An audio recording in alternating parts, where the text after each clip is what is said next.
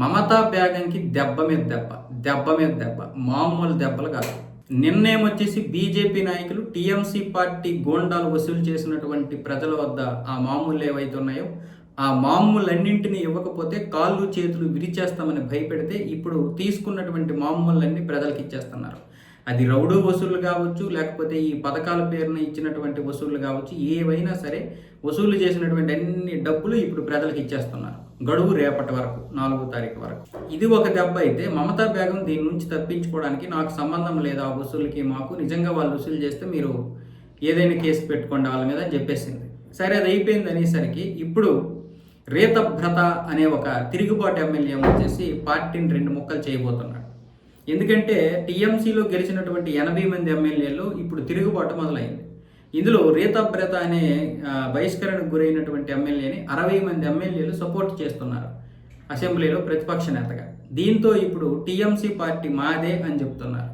ఈ రాజ్యాంగం 10వ షెడ్యూల్ ప్రకారం వీళ్ళు ఏం చేస్తున్నారు, ఈసీ దగ్గరికి వెళ్ళి మాది ఫిరాయింపుల పార్టీ కాదు, మేము ఫిరాయించడం లేదు, ఎందుకంటే 3 వంతుల్లో 2 వంతులు మాకే సపోర్ట్ ఉంది.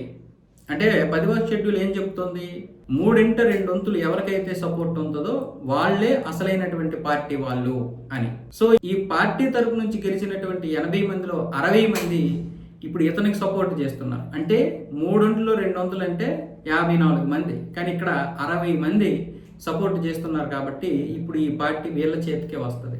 సో మమతా నుండి ఈ మొదటిసారి టీఎంసీ పార్టీ అయితే చేజారిపోయినట్టు. ఇదే కనుక జరిగితే ఇంకా మమతా బేగం యొక్క భవిష్యత్తు ప్రశ్నార్థకమే.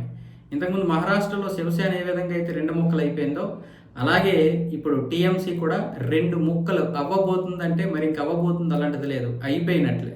ఇక్కడ బీజేపీ ఈవిడ బలాన్ని, అంటే ఈవిడిని ఓడించడం కాదు సమస్య, ఈవిడిని ఓడించినంత మాత్రం పరిష్కారం కాదు, ఈవిడ పార్టీని పూర్తిగా ముక్కలు చేసేసి ఈవిడికి అక్కడ బలం లేకుండా చేయాలి.